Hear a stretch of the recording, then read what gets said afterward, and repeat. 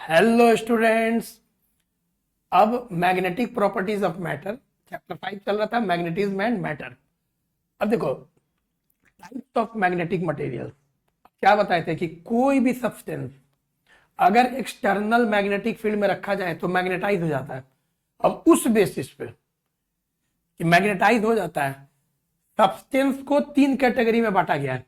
जो भी मैटर है उसको तीन कैटेगरी में बांटा गया है: paramagnetic substance, diamagnetic substance, ferromagnetic substance. अब यही हम लोग को पढ़ना, डेफिनेशन, एग्जाम्पल और प्रॉपर्टीज। ठीक है, तो सबसे पहले स्टार्ट करते हैं हम लोग। पहले हेडिंग लिख लो, types of magnetic materials, paramagnetic, diamagnetic, ferromagnetic. अब आगे लिखो फर्स्ट हेडिंग, आगे लिखो फर्स्ट में, चाहे ऐसे सीधे लिखो, पहले paramagnetic substance, paramagnetic substance या मटेरियल, पैरामैग्नेटिक सब्सटेंस। क्या होता है पैरामैग्नेटिक सब्सटेंस? देखो पैरामैग्नेटिक सब्सटेंस है कि these are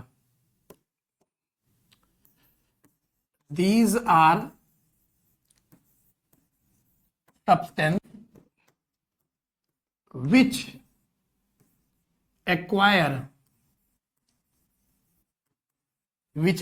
magnetization, which when placed in magnetic field, लिख लो, which when placed in magnetizing field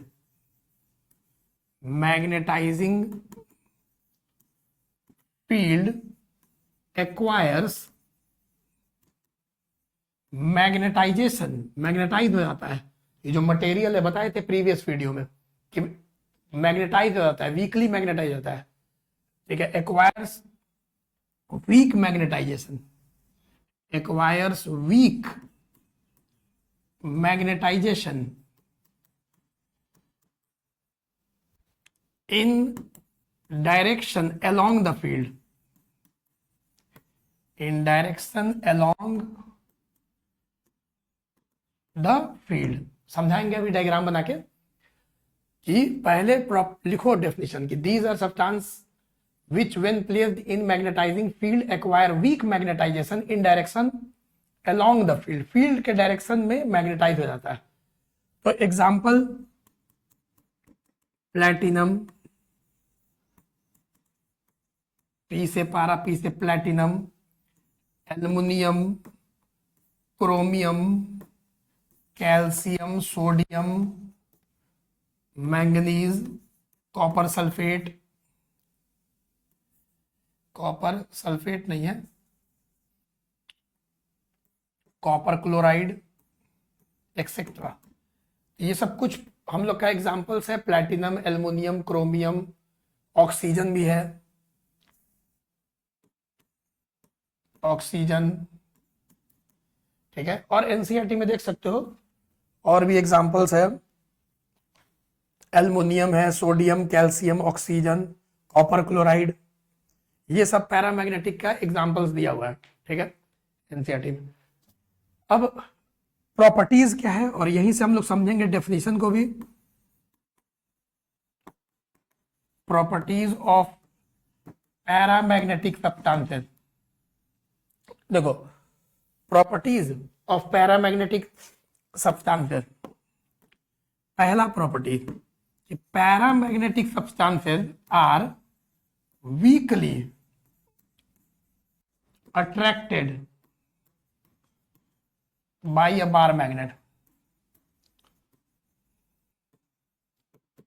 bye a bar magnet, weakly attracted by a bar magnet. अब यहीं से अच्छा से समझो कि weakly attracted by a bar magnet. मान लो एक बार मैग्नेट है, ठीक है। अब बार मैग्नेट है मतलब कि इधर मान लो नॉर्थ पोल, इधर साउथ पोल। अब इसका तो मैग्नेटिक फील्ड लाइन होगा, नॉर्थ से आके साउथ में जा रहा होगा। तो मान लो ये मैग्नेटिक फील्ड लाइंस है, मैग्नेटिक फील्ड लाइंस है। ठीक है, अब इसमें कोई एल्युमिनियम पैरामैग्नेटिक सब्सटेंस, मान लो एल्युमिनियम, ठीक है। अब एल्युमिनियम का छोटा सा एक टुकड़ा रख दिए, अब एल्युमिनियम का छोटा सा टुकड़ा रख दिए, अब धीरे धीरे इसके अंदर जो डाइपोल्स है अलाइन करेगा फील्ड के डायरेक्शन में, समझाए थे प्रीवियस वीडियो में, और धीरे धीरे एल्युमिनियम मैग्नेटाइज होने लगेगा, फील्ड के डायरेक्शन में मैग्नेटिक मोमेंट आएगा, मैग्नेटाइजेशन आएगा, मतलब फील्ड के डायरेक्शन में मैग्नेटाइज होगा, मतलब कि इधर आएगा तुम्हारा साउथ और इधर आएगा तुम्हारा नॉर्थ, और इधर आएगा नॉर्थ, फील्ड के डायरेक्शन में मैग्नेटाइज होगा। अब तुम बताओ, जब फील्ड के डायरेक्शन में ये एल्युमिनियम, कोई भी पैरामैग्नेटिक सब्सटेंस है, मान लो एल्युमिनियम, अब ये फील्ड के डायरेक्शन में मैग्नेटाइज हो गया, तो ये नॉर्थ ईस्ट साउथ को जो बार मैग्नेट, ये तो बार मैग्नेट है, ये तो बार मैग्नेट है जिसका ओरिजिनल अपना एक्चुअल मैग्नेटिक फील्ड है, एल्युमिनियम को मैग्नेटाइज कर दिया, उसका जो एक्सटर्नल मैग्नेटिक फील्ड है बार मैग्नेट का।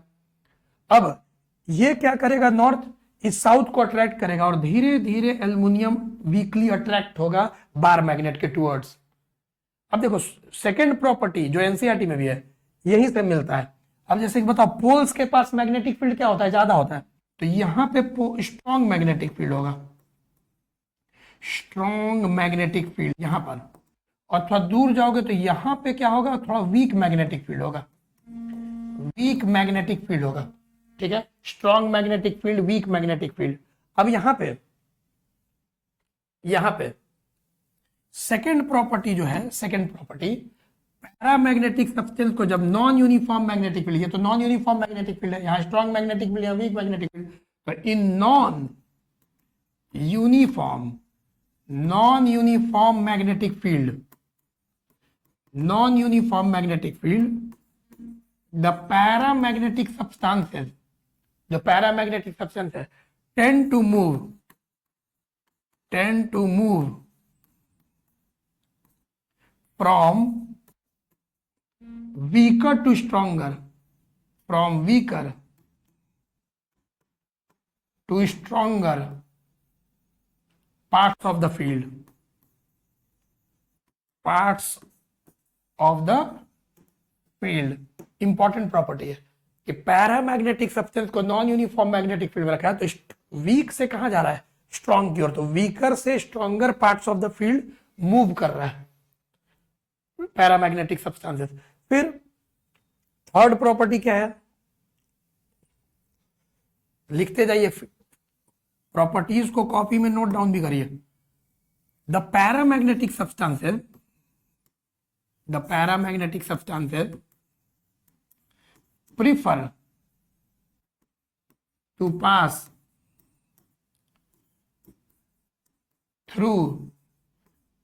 prefer to pass through the magnetic field lines। अब ऐसे लिखा जाता है कि the paramagnetic substances prefer to pass through the magnetic field lines। अब इसका मतलब क्या, अब यहां से फिर से मान लो, पहले ऐसे समझो कि एक नॉर्थ पोल और एक साउथ पोल। अब सोचो, शुरू में अगर हम एक एंड इधर नॉर्थ ले एक मैग्नेट का और एक मैग्नेट का साउथ ले, तो मैग्नेटिक फील्ड तो एकदम यूनिफॉर्म होगा, यूनिफॉर्म मैग्नेटिक फील्ड होगा, ऐसे एकदम यूनिफॉर्म मैग्नेटिक फील्ड होगा, यूनिफॉर्म मैग्नेटिक फील्ड होगा, ठीक है। अब यूनिफॉर्म मैग्नेटिक फील्ड है, अब इस यूनिफॉर्म मैग्नेटिक फील्ड में मान लो paramagnetic substance, for example aluminium रख दिए, तब कैसा हो जाएगा, तो अगर यहां पे हम लोग एक एल्युमिनियम रख दिए ऐसे, तो एल्युमिनियम देखो कुछ मैग्नेटिक फील्ड लाइंस इसके अंदर से जाएगा, कुछ नहीं भी जाएगा। अब यहीं पे एक चीज समझना, हम लोग के एग्जाम में आएगा पहचान कौन, ऐसा 3 फिगर दिया रहेगा, पहले गेस करो, पहले यहां पे देखो, पहले रफ में एक चीज समझो, ऐसा 3 फिगर दिया जाएगा, जैसे बोल देगा कि एक सब्सटेंस है ये एक्स वाई जेड, एक्स में बहुत सारा magnetic field lines, all the magnetic field lines prefer to pass through, ऐसे ऐसे ऐसे बहुत सारा मैग्नेटिक फील्ड लाइंस बना देगा, रफ बना रहे हैं, पहले समझो, मान लो एक्स, और तुम गेस करो वाई में कुछ जा रहा है, कुछ कम जा रहा है, और इसमें मान लो नहीं जा रहा है, मैग्नेटिक फील्ड लाइंस ऐसे रिपेल टाइप का करके, तो बताओ एक्स वाई जेड, अब तुम गेस करो, बाद में तो धीरे धीरे हम बताएंगे, पहले खुद गेस करो एक्स क्या होगा। एक्स जिसमें सबसे ज्यादा मैग्नेटिक फील्ड अंदर जा रहा है फेरोमैग्नेटिक सब्सटेंस, वाई जिसमें थोड़ा कम जा रहा है पैरामैग्नेटिक, और जेड जिसमें देख रहे हो सबसे कम जा रहा है, मतलब ये कैसे बनाया भी जा सकता है, बाद में बताएंगे। कुछ डाई मैग्नेटिक सब्सटेंस जैसे सुपर कंडक्टर, सुपर कंडक्टर अभी डाई मैग्नेटिक पे आए नहीं, अभी तो पैरामैग्नेटिक पे। Superconductors are the best diamagnetic substance, वो इतना रिपेल करता है कि उसके अंदर मैग्नेटिक फील्ड होता ही नहीं है, उसका जो रिलेटिव परमिएबिलिटी है जीरो होता है। Superconductors are the best diamagnetic substance, अभी बताएंगे इसके बाद। पहले देखो ऐसा फिगर एग्जाम में हम लोग के बोर्ड एग्जाम में दिया रहता है, अब बोल देगा पहचान कौन एक्स वाई जेड, तो कितना इजीली पहचान जाओगे अगर फिगर गिवन है तो। ये एक्स फेरोमैग्नेटिक है, वाई पैरामैग्नेटिक है, जेड डाई मैग्नेटिक है। क्लियर? तो ऐसे डायग्राम को हम अभी बनवाएंगे तुम लोग को, पहले इसको ब्रेन में रखो ऐसा। अब फोर्थ प्रॉपर्टी है कि जो रिलेटिव परमिएबिलिटी है पैरामैग्नेटिक सब्सटेंसेस का, वो is slightly greater than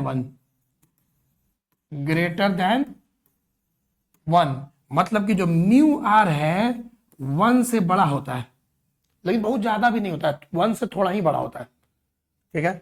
fifth number, एक याद है लास्ट प्रीवियस वीडियो में बताए थे कि mu r relative permeability is equal to 1 plus chi magnetic susceptibility. तो अगर देखो कि 1 से बड़ा होता है, फॉर एग्जांपल मान लेते हैं 1 से बड़ा है, तो कोई का मान लो 1.2 है mu r, let us suppose समझाने के लिए 1.2 है ये, तो काई कितना आ जाएगा, 1 घटाएंगे तो 0.2 आ जाएगा।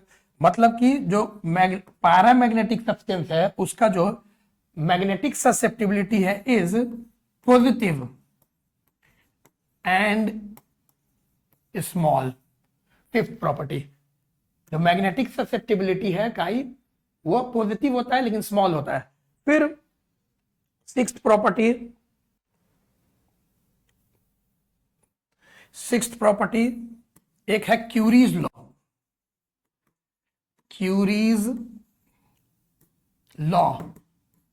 देखो क्यूरीज लॉ क्या बोलता है ना कि अगर टेम्परेचर बढ़ाया जाए, पैरामैग्नेटिक सब्सटेंस को अगर हीट किया जाए, टेम्परेचर बढ़ाया जाए, टेम्परेचर बढ़ाया जाए तो उसका मैग्नेटाइजेशन डिक्रीज करता है। टेम्परेचर बढ़ते जाएगा, मैग्नेटाइजेशन घटते जाएगा। तो ऐसा भी हो सकता है कि अगर टेम्परेचर किसी तरह से घटाया जाए तो फिर मैग्नेटाइजेशन बढ़ता है। मतलब कि टेम्परेचर पे भी डिपेंड करता है पैरामैग्नेटिक सब्सटेंस का मैग्नेटाइजेशन। तो क्यूरीज लॉ क्या है? It states that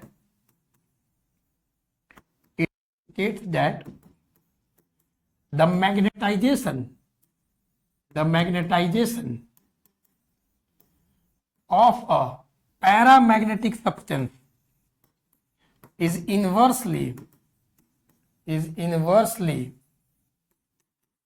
proportional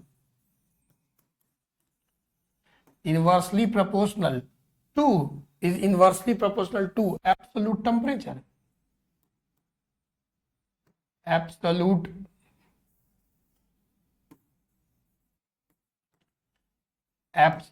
temperature, मतलब कि जो मैग्नेटाइजेशन है वो इनवर्सली प्रोपोर्शनल है टेम्परेचर के। मतलब पैरामैग्नेटिक सब्सटेंस का अगर टेम्परेचर को हम लोग इंक्रीज करेंगे तो उसका मैग्नेटाइजेशन क्या होगा, डिक्रीज करेगा। तो टेम्परेचर डिपेंडेंट भी होता है। तो ये 6 प्रॉपर्टी हम लोग का हो गया पैरामैग्नेटिक सब्सटेंस का।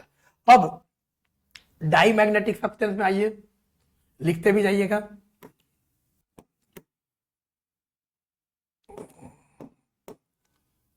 क्या होगा डाई मैग्नेटिक सब्सटेंस? अब देखो डाई मैग्नेटिक सब्सटेंस, अब die magnetic substance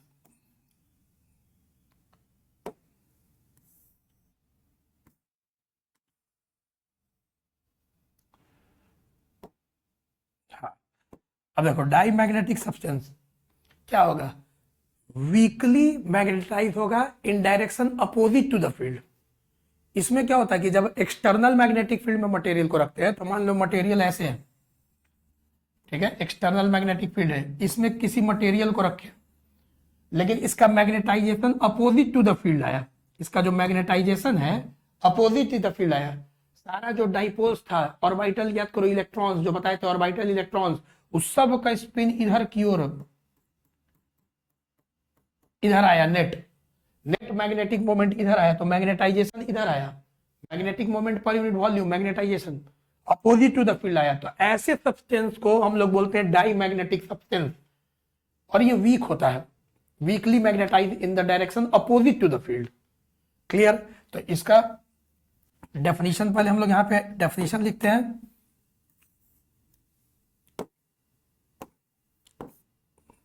These are the substance which when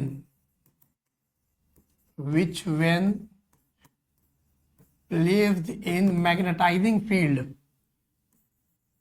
which when placed in, तुम लोग भी बताओ क्या होगा, magnetizing field acquires a weak magnetization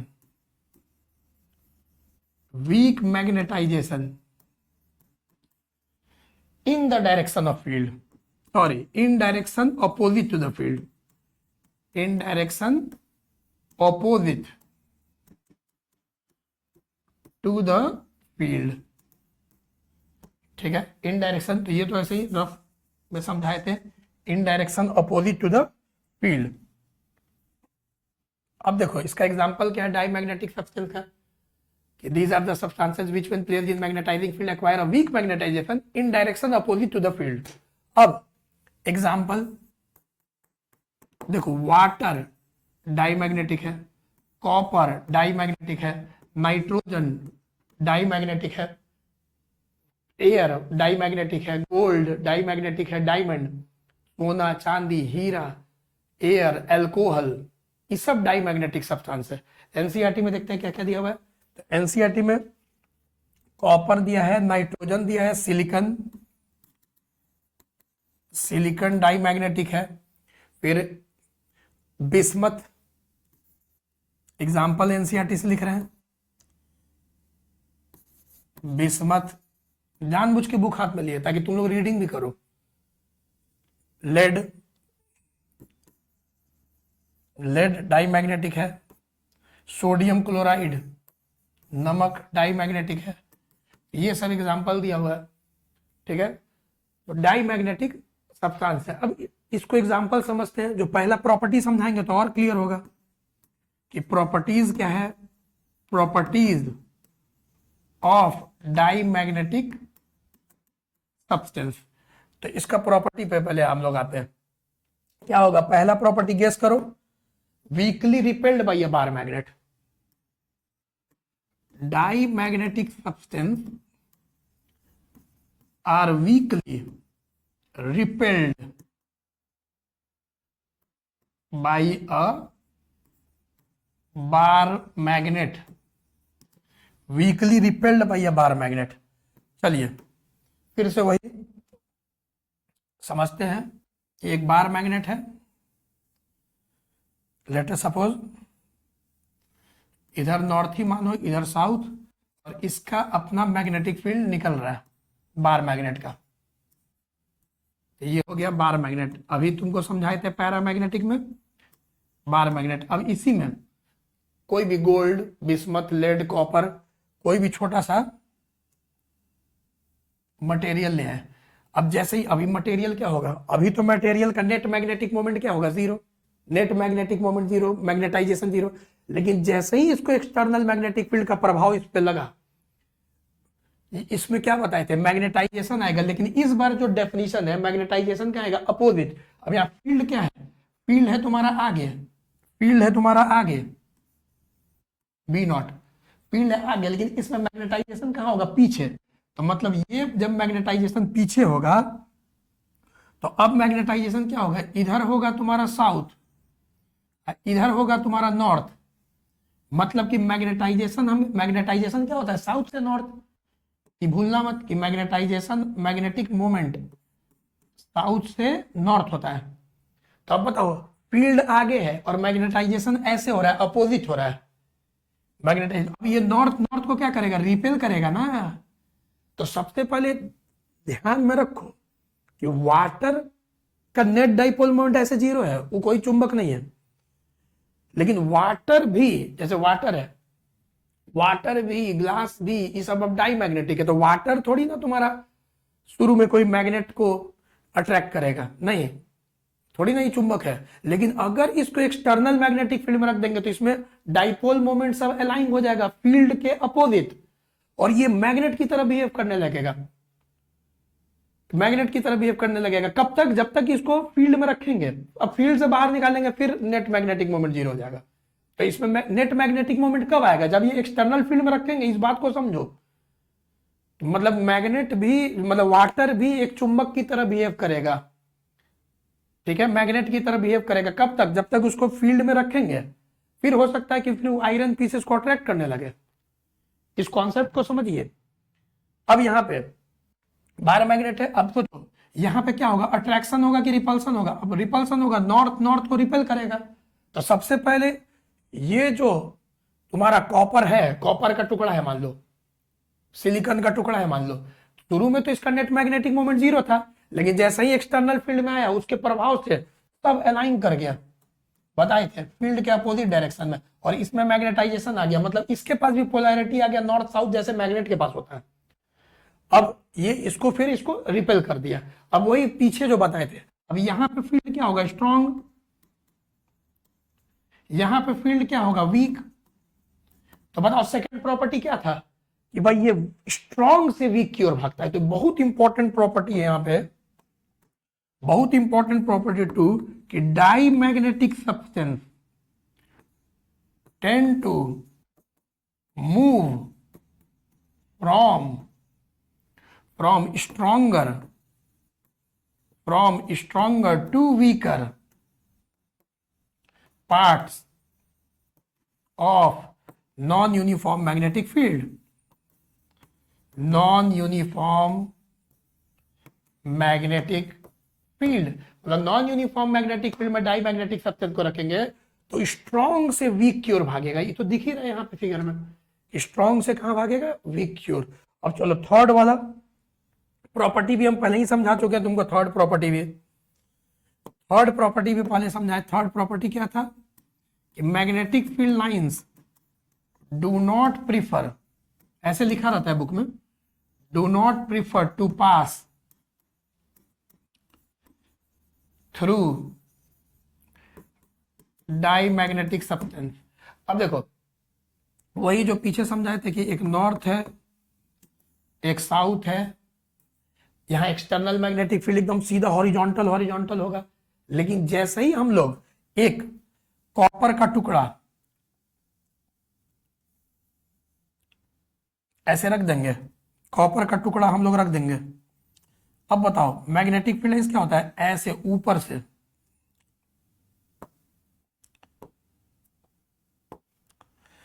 magnetic field क्या होता है, ऊपर से ऐसे लग रहा है जैसे एकदम रिपेल करके बाहर निकल रहा है।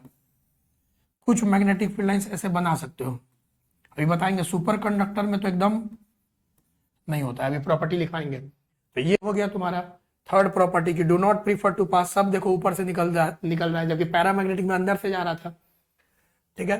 फेरोमैग्नेटिक में तो देखोगे लगभग सारा अंदर से जाएगा। अब फोर्थ प्रॉपर्टी मटेरियल्स पे डिपेंड करता है। अब फोर्थ प्रॉपर्टी क्या है कि जो इसका जो म्यू आर होता है, relative permeability is slightly less than 1 होता है, लेस देन 1। मतलब कि जो रिलेटिव परमिएबिलिटी है इसका स्लाइटली लेस देन 1 होता है, 1 से छोटा होता है, ठीक। फिर वही relation mu R is equal to 1 plus chi magnetic susceptibility. तो वहां से जो काई इसका आएगा इज नेगेटिव एंड स्मॉल आ जाएगा। तो देखो एक चीज और तुमको एक गेस करते हैं, पहचान कौन एग्जाम में क्या करता है कि म्यू आर दे देगा ऐसे कि म्यू आर 1.2 है, let us suppose mu r किसी का 0.8 है, 1 से थोड़ा छोटा, म्यू आर किसी का 1000 है, चलो मान लेते हैं material X, material Y, material Z. बोले पहचान कौन कौन मटेरियल है, तो सबसे पहले जेड पहचानो, फेरोमैग्नेटिक। फेरोमैग्नेटिक का जो रिलेटिव परमेबिलिटी है बहुत ज्यादा होता है। रिलेटिव परमेबिलिटी क्या है, परमिशन, कितना मैग्नेटिक फील्ड लाइंस अंदर से जा रहा है। तो सबसे ज्यादा मैग्नेटिक फील्ड लाइंस किसका अंदर से जाता है, बताए थे, फेरोमैग्नेटिक का। तो फेरोमैग्नेटिक का जो तुम्हारा है ये फेरोमैग्नेटिक हो जाएगा थर्ड वाला। फिर ये तो अभी पीछे पड़े थे, पैरामैग्नेटिक होगा, एक्स पैरामैग्नेटिक होगा, और 1 से छोटा होगा तो डाईमैग्नेटिक होगा। तो ऐसे भी क्वेश्चन हम लोग को पूछ सकता है, तीनों का दे देगा, 3 मटेरियल का म्यू आर दे देगा, अब बोलेगा कौन पैरामैग्नेटिक है, डाईमैग्नेटिक है, फेरोमैग्नेटिक है।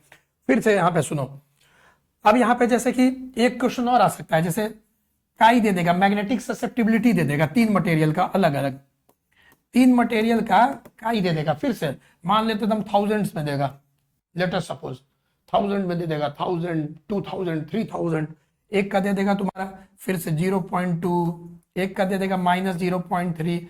अब नेगेटिव जिसका होगा वो तो डाईमैग्नेटिक हो जाएगा। तो ये तो आपका डाईमैग्नेटिक हो गया। जिसका बहुत ज्यादा होगा पॉजिटिव, बहुत ज्यादा 1000, 2000, 3000, वो आपका फेरोमैग्नेटिक। और 1 से ठीक है पॉजिटिव होगा लेकिन छोटा होगा तो आपका पैरामैग्नेटिक। तो ऐसा क्वेश्चन हमेशा दिया रहेगा, ऐसे बोलेगा बताइए कौन मटेरियल है, तो हमेशा इसको माइंड में रखें, ठीक है। चलो इसको हमेशा माइंड में रखो कि ऐसा क्वेश्चन आ सकता है डायग्राम वाला, या म्यू आर दे देगा 3 का और बोलेगा पहचानो, या तो मैग्नेटिक ससेप्टिबिलिटी का ही दे देगा 3 का और बोलेगा पहचानो।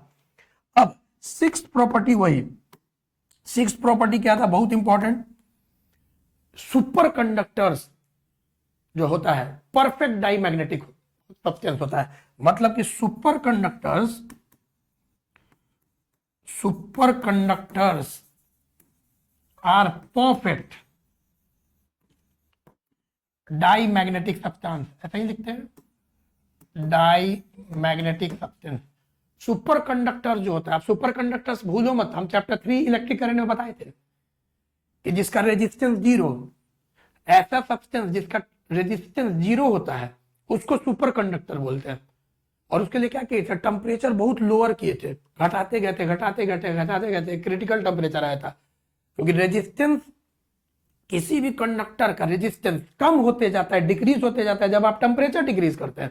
चैप्टर 3 में बताए थे सुपर कंडक्टर। तो जब रेजिस्टेंस किसी कंडक्टर का 0 हो जाता है तो उस कंडक्टर को बोलते हैं सुपर कंडक्टर। अब super conductor perfect diamagnetic substance होता है। अब इसका सुपर कंडक्टर्स के लिए देखो क्या क्या है, सुपर कंडक्टर्स के लिए पाया गया कि जो रिलेटिव परमेबिलिटी है 0 है, तो जो काई होगा मैग्नेटिक ससेप्टिबिलिटी वो -1 आ जाएगा। अब इसका जो डायग्राम बनाएंगे, ये वाला, ये जो डायग्राम है सुपर कंडक्टर के लिए बनाएंगे, तो सारा बच्चा यहां पर समझ गया है कि इसका जो डायग्राम है नॉर्थ साउथ, मान लो ये सुपर कंडक्टर है जिसका रेजिस्टेंस 0 है।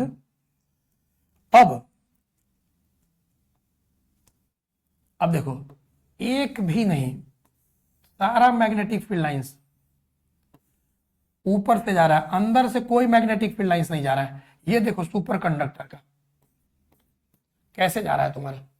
अब इस इफेक्ट को बोलते हैं मिसनर इफेक्ट, जो कि एनसीईआरटी में दिया हुआ है। एनसीईआरटी में दिया हुआ है कि the phenomenon of perfect diamagnetism in superconductors is called Meissner effect. Meissner scientist का नाम था। तो क्या बोल रहा है भाई यहां पे, the phenomenon of perfect diamagnetism, the phenomenon of perfect dimagnetism in superconductors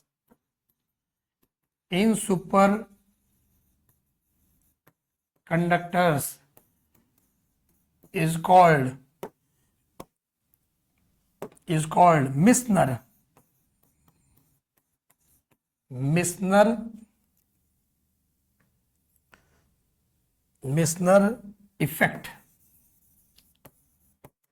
मिसनर effect.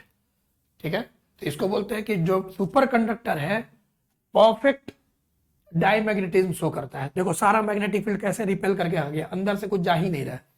तो इसका सुपर कंडक्टर का म्यू आर 0 होता है, काई -1 होता है। ठीक है, तो ये सारा प्रॉपर्टी हो गया डाईमैग्नेटिक का। अब बच गया फेरोमैग्नेटिक। चलो, फेरोमैग्नेटिक सब्सटेंस जैसे आयरन, निकल, स्टील, कोबाल्ट, अब ये सब आपका फेरोमैग्नेटिक सब्सटेंस है। फेरो मैग्नेटिक सब्सटेंस। चलो, अब फेरोमैग्नेटिक सब्सटेंस में क्या बोलेगा? स्ट्रांगली मैग्नेटाइज होता है इन the direction of the field. ये तो तुम अपने से भी लिख लोगे अब डेफिनेशन। दीज आर, तो ये तो तुम खुद से भी अब लिख सकते थे। These are the substance which when placed in magnetizing field acquires a strong magnetization। अब देखो, स्ट्रॉन्ग मैग्नेटाइजेशन हो गया। ये ऐसा मटेरियल एकदम स्ट्रॉन्ग मैग्नेटाइजेशन हो जाता है। Strong magnetization, strong magnetization in direction of field, in direction of field. तो पैरामैग्नेटिक में क्या था? खाली वीक था, अब फील्ड ही के डायरेक्शन में था। फेरोमैग्नेटिक में भी स्ट्रॉन्ग है, फील्ड ही के डायरेक्शन में। तो यहां पे एग्जाम्पल आयरन, निकल, स्टील, कोबाल्ट, एल्निको। अब ये एल्निको, ये तुम्हारा लोड स्टोन, जो कि मैग्नेट अंदर से निकलता है। लोड स्टोन हिंदी में क्या? चुंबक जो हेमेटाइट, मैग्नेटाइट, ये सब और नहीं होता है, तो मैग्नेटाइट और लोड स्टोन। अब एल्निको क्या है?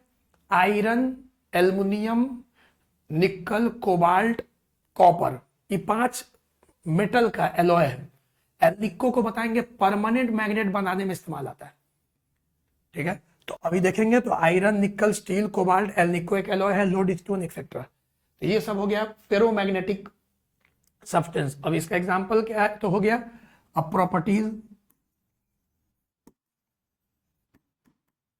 Properties of ferromagnetic substance. क्या होगा? Strongly attracted by a magnet. अब तो बहुत तेजी से फेरोमैग्नेटिक सब्सटेंस को बार मैग्नेट अट्रैक्ट करेगा। तो फेरोमैग्नेटिक सब्सटेंस आर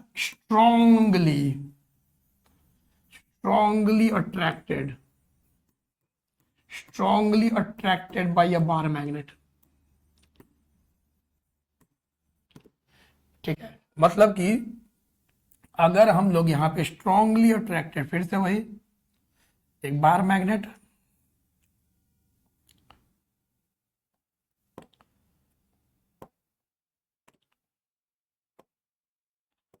चलिए इधर हम लोग का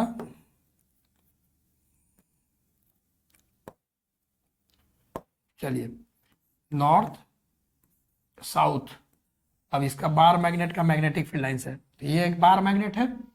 अब इसमें हम रख दें छोटा सा स्टील या निकल या आयरन या कोबाल्ट, कोई फेरोमैग्नेटिक सब्सटेंस। अगर कोई फेरोमैग्नेटिक सब्सटेंस यहां हम रख दें ऐसे, चलिए फेरोमैग्नेटिक सब्सटेंस रख दें, दिख ही रहा है। तो अगर हम फेरोमैग्नेटिक सब्सटेंस यहां पे रख दें,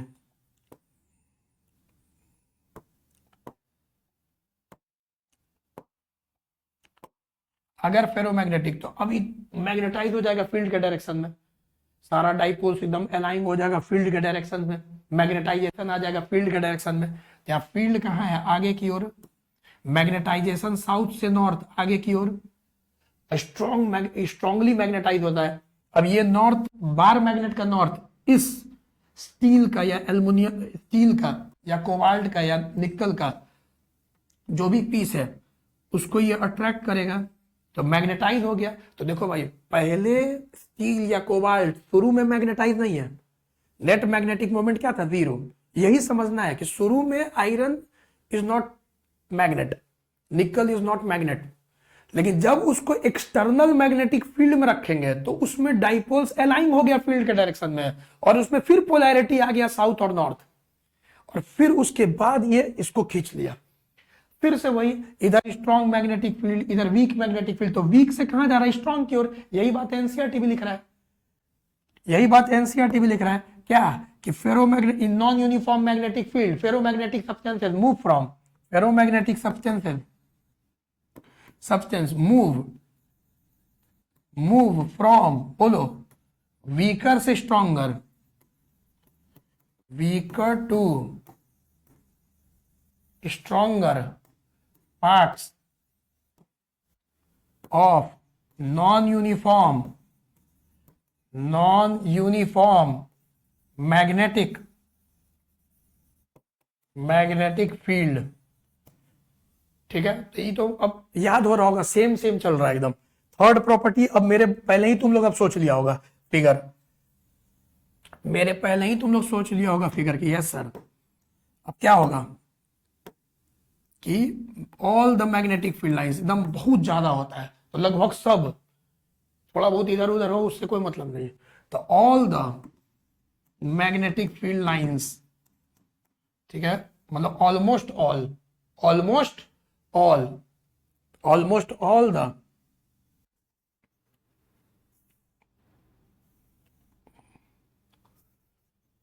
यहां पे थर्ड में लिख सकते हो, almost all the magnetic field lines prefer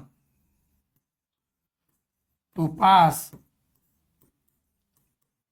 through ferromagnetic substance। तो यहां पे फिर से डायग्राम अगर हम लोग बनाए, नॉर्थ साउथ, अब मैग्नेटिक फील्ड कैसा होगा, एकदम हॉरिजॉन्टल यूनिफॉर्म। अब इसी में कोई आयरन पीस रख दें, आयरन पीस रख दें तो कैसा होगा। अब इसका मैग्नेटिक फील्ड लाइंस बनाओ,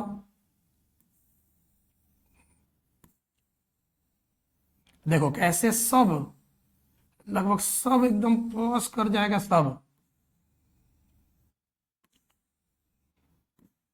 इंटरसेक्ट मत कराना, ऐसा आई होप कि फील कर रहे होगे।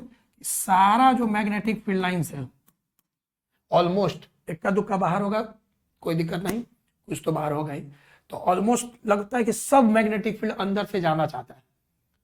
तो इससे साफ पता चलता है, इससे क्या पता चला, इसका जो रिलेटिव परमिएबिलिटी है is very very large, is very very large, thousands में होता है। म्यू जो होता है, म्यू इसका बहुत बहुत बहुत बड़ा होता है, 1 से हंड्रेड्स एंड थाउजेंड्स में होता है इसका जो म्यू है। फिर पांचवा कॉमन सेंस था कि काई is positive and very large, very large. तो ये भी आसान था। एक चीज और इसमें पहले समझ लो, एक चीज और पहले समझो, टेम्परेचर डिपेंडेंसी। देखो छठा प्रॉपर्टी क्या है ना, कि फेरोमैग्नेटिक सब्सटेंस का भी अगर टेम्परेचर को बढ़ाया जाए तो इसका मैग्नेटाइजेशन डिक्रीज करता है, फेरोमैग्नेटिक सब्सटेंस का भी। तो एक एग्जांपल यहाँ पे पहले समझो, पहले टेम्परेचर पे डिपेंड करता है फेरोमैग्नेटिक सब्सटेंस भी। तो द मैग्नेटाइजेशन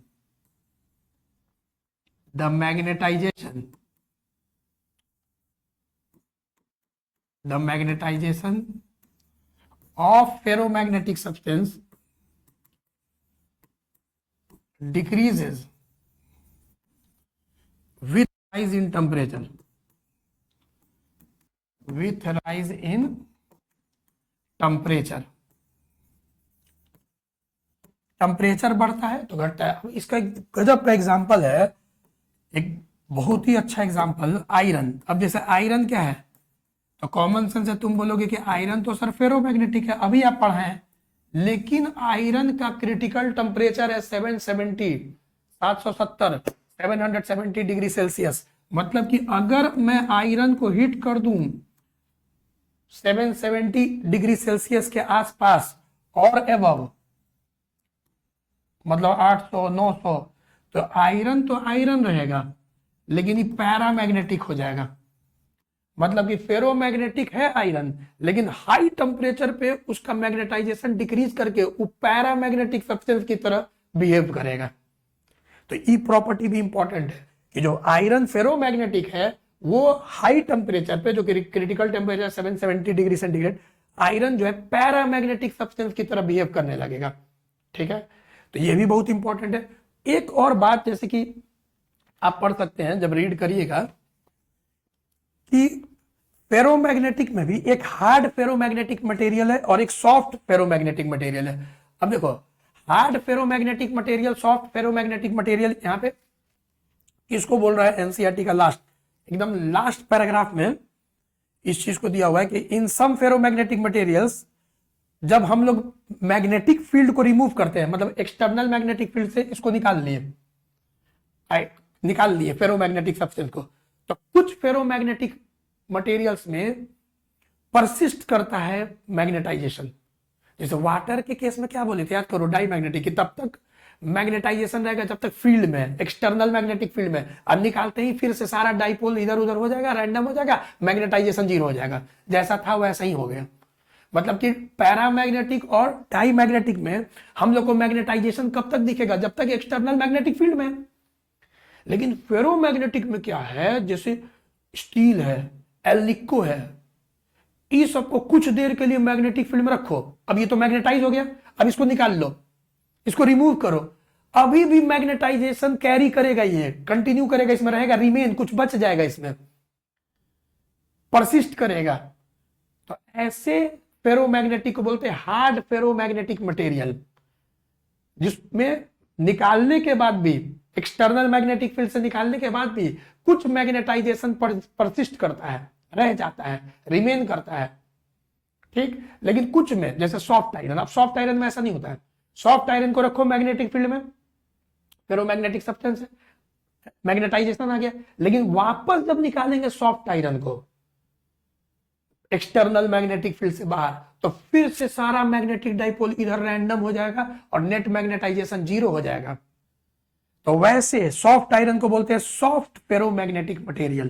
तो हार्ड फेरोमैग्नेटिक मटेरियल जिसमें after the removal from the external magnetic field the magnetization persist, और सॉफ्ट फेरोमैग्नेटिक मटेरियल क्या हो गया तुम्हारा, जिसमें in which magnetization disappears on removal of the external magnetic field।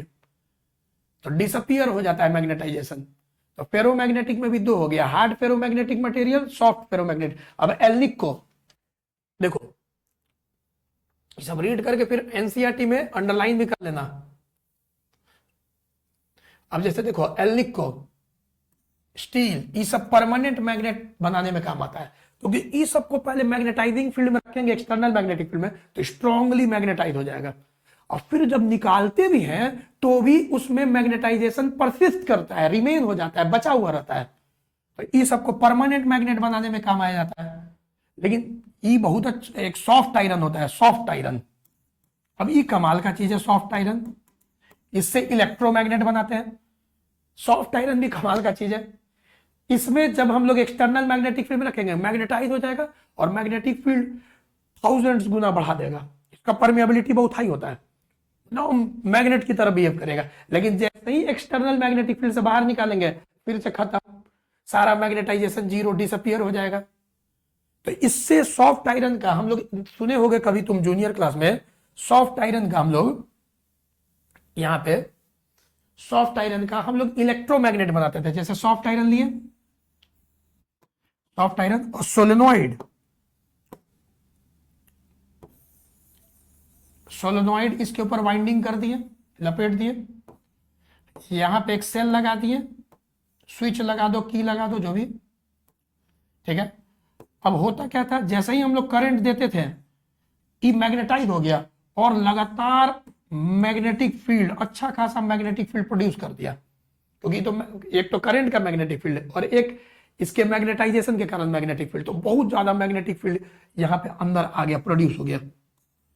अब जैसे ही हम लोग स्विच को मतलब ऑन कर दिए थे, तब फिर से स्विच ऑफ कर दिए, स्विच क्लोज कर दिए और फिर से स्विच ओपन कर दिए, करंट को जीरो कर दिए, तुरंत ही फिर से डीमैग्नेटाइज हो जाएगा सॉफ्ट आयरन। तो इसका तुरंत मैग्नेटाइजेशन और डीमैग्नेटाइजेशन, स्विच क्लोज करो मैग्नेटाइज हो जाएगा, स्विच ओपन करो डीमैग्नेटाइज हो जाएगा। तो ये प्रॉपर्टी है किसका, सॉफ्ट आयरन का, सॉफ्ट फेरोमैग्नेटिक मटेरियल्स बोलते हैं ऐसे।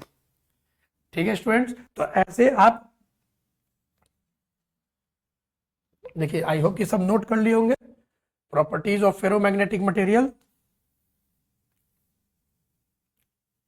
Properties of ferromagnetic material. तो तीनों का सब प्रॉपर्टी एग्जाम्पल, ठीक है, अच्छा से नोट करके लर्न कर लीजिए।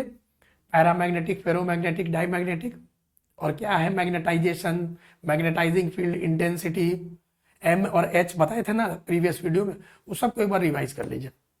ओके, तो पढ़ते रहिए, रिवीजन करते रहिए, रीडिंग करिए अच्छा बुक्स। Bye bye.